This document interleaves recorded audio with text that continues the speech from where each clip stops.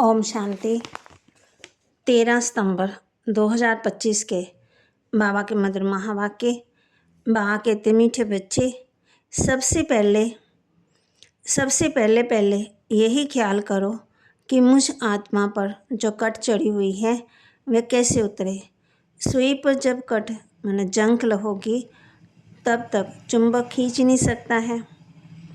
तो सबसे पहले यही ख्याल करो कि मुझ आत्मा पर जो कट चढ़ी हुई है वह कैसे उतरे। जंग चढ़ी हुई है, सुई पर जब तक जंग होगी तब तक चुंबक खींच नहीं सकती। प्रश्न, पुरुषोत्तम संगम युग पर तुम्हें पुरुषोत्तम बनने के लिए कौन सा पुरुषार्थ करना है। पुरुषोत्तम संगम युग पर तुम्हें पुरुषोत्तम बनने के लिए कौन सा पुरुषार्थ करना है। उत्तर, कर्मातीत बनने का। कोई भी कर्म संबंधियों की तरफ बुद्धि ना जाए, अर्थात कर्म बंधन अपनी तरफ ना खींचे। सारा कनेक्शन एक बाप से रहे, कोई से भी दिल लगी हुई ना हो। ऐसा पुरुषार्थ करो। झरमयी जंगमयी में अपना टाइम वेस्ट मत करो। व्यर्थ की बातों में अपना टाइम वेस्ट मत करो। याद में रहने का अभ्यास करो। गीत जाग सजनिया जाग, नवयुग आया के आया।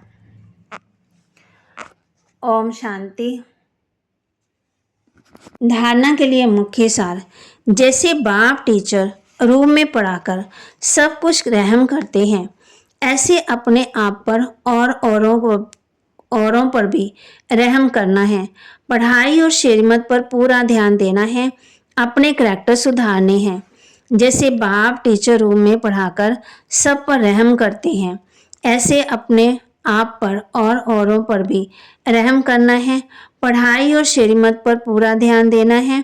अपने करैक्टर सुधारने हैं।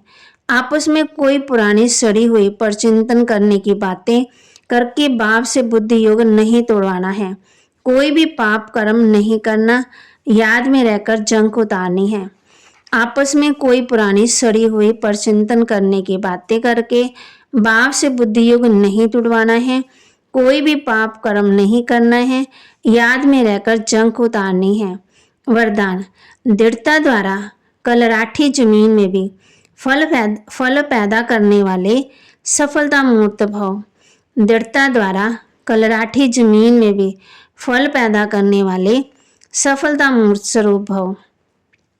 कोई भी बात में सफलता स्वरूप बनने के लिए दृढ़ता और स्नेह का संगठन चाहिए।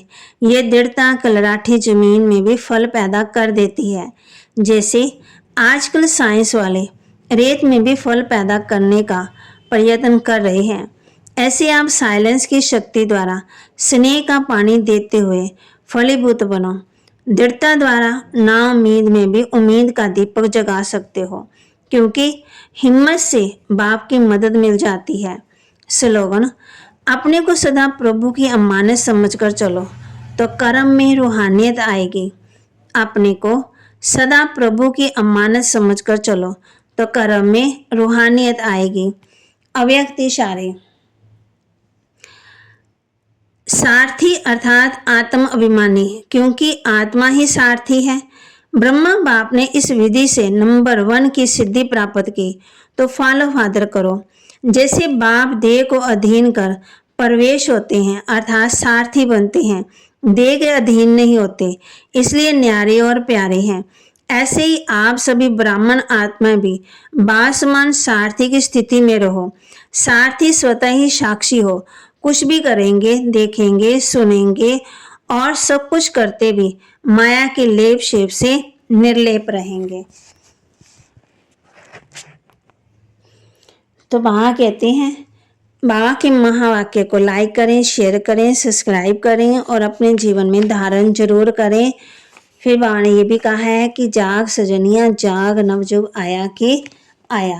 अब सोने का समय नहीं है, गवाने का समय नहीं है, अब जमा करने का समय है।